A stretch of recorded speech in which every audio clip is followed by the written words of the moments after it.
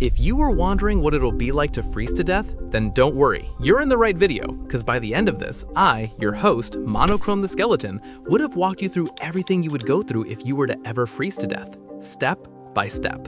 Okay, so picture this. You're a researcher doing, well, research at the Arctic, but you've been stranded for about 4 hours now. No one knows where you are, not even your own crew. The temperature in the air just dropped to a whopping minus 15 degrees Celsius. Your phone's dead and your body is straight up about to betray you.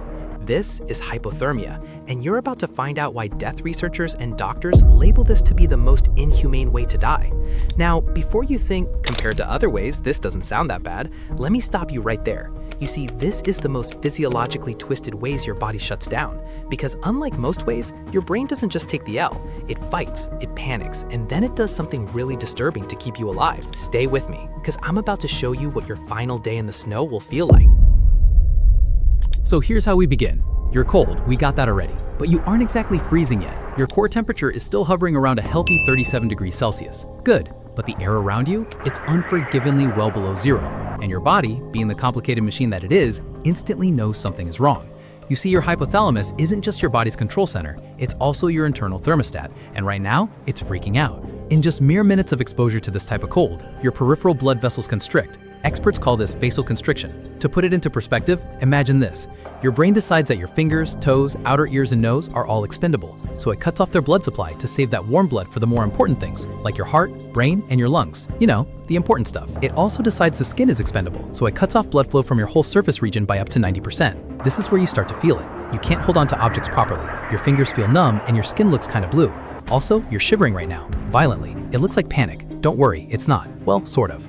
What's happening right now is your muscles are constricting and expanding involuntarily, just to generate heat. And this works well because your body can generate up to 5 times its normal body heat through sheer shaking, burning through your energy reserves like a furnace. But like every other inbuilt survival mechanism, shivering only works until it can't. Because like it or not, your body is expelling heat much faster than you can make it. Every breath you take, that's warm air being flung out and frozen icy air being taken in, every slight breeze you feel is your body losing more of its already thin layer of warmth. Let's assume you're down to about 35 degrees now. Just 2 degrees off your original temperature. That's all it takes to reach mild hypothermia. And believe me, mild is a very strong word in this sense. So let's break this down into 4 layers, because your body doesn't just shut off, it deteriorates layer by layer. First goes the outside. You're shivering so hard now, you can barely even talk.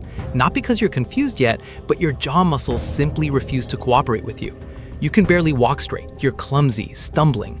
Your fine motor control, gone. You're as competent as a drunk toddler in the state.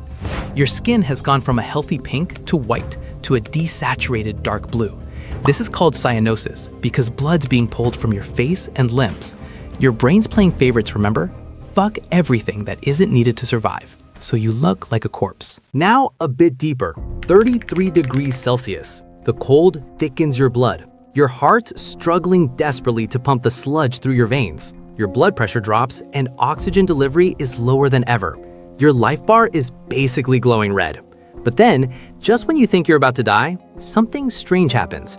The fear and worry you've been feeling this whole time, it vanishes. Your brain, which has been high on cortisol, the stress hormone, begins to slow down. But not because you're out of danger or because it had stopped fighting, but because the cold has become too crippling for neurons to keep firing at their usual speed. It's like trying to run Premiere Pro on a slow computer. Everything just lags. And this is where your brain starts causing you to make bad decisions, ultimately betraying you. You start taking off your clothes, walking in circles. You're not mad, it's called paradoxical undressing, and it happens to pretty much about 70 to 80% of all hypothermia deaths. Why? Because your blood vessels, which have been closed shut for so long, suddenly dilate in a last-minute ditch effort to restore balance. Warm blood rushes back into your skin, and your dying brain interprets this feeling as overheating, so you strip, almost naked, in the freezing cold.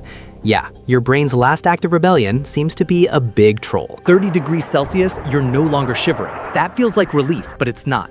Look, when shivering stops, it means your brain has given up on trying to combat the cold. This is where the real death begins. You're in severe hypothermia, your muscles are rigid, your pulse is irregular and weak, and there's a decent chance you aren't walking anymore. Because a lot of hypothermia victims are usually found in something called terminal burrowing behavior, like some primal instinct kicks in. You're trying to find shelter like a wounded animal. And here's the most haunting part.